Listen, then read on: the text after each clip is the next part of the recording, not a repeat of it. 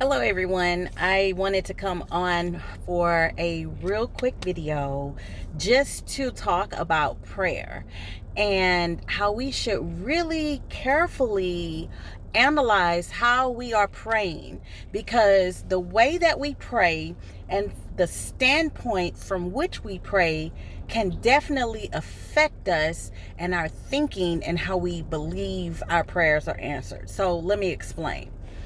When we pray, we must never pray from the standpoint of, well, Lord, this is what I want to happen. This is how I want it to happen.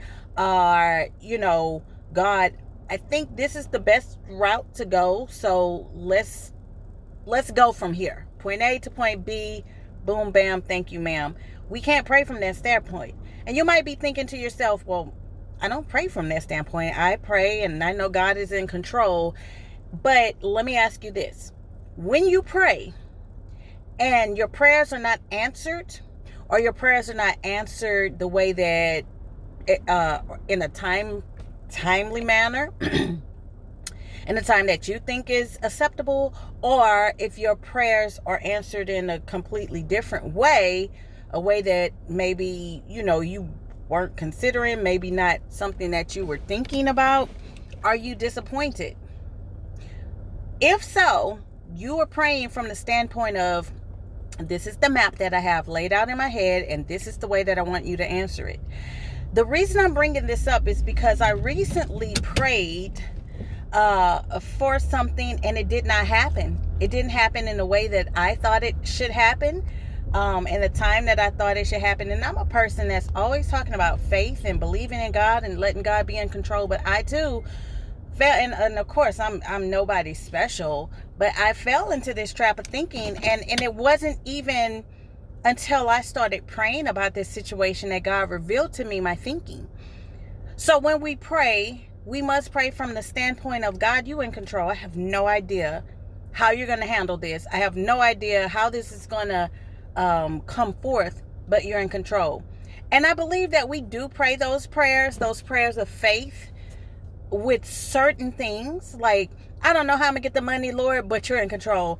I don't know how I'm gonna get this job or whatever, but you're in control. But if we're praying for God, say, to change someone's heart, or you're praying to God, show me what church to go to, you're praying, you still have to pray for God to be in control. Because let's say you're praying for God to change someone's heart.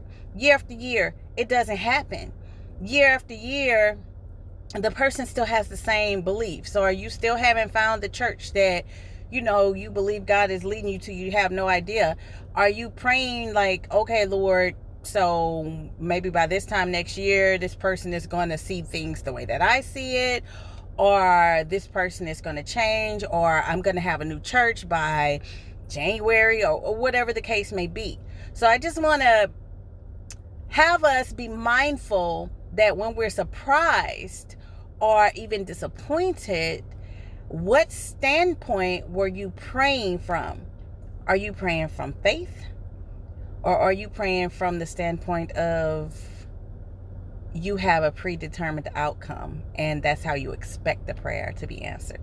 So it's not that we do this on purpose as believers, but it's that, and I'm sorry y'all if I'm off to the side, I just didn't want the sun to come in the shot. But either way, I just really wanted to pop on here and share this with you all today, and just ask you to be mindful in which you pray, how you pray, and be mindful that Satan is a deceiver, and he is very he's good. He's not better than God, but he's good at what he does. And he's good at how he gets us distracted, or how he changes our subtle things that he changes us that can shake our faith.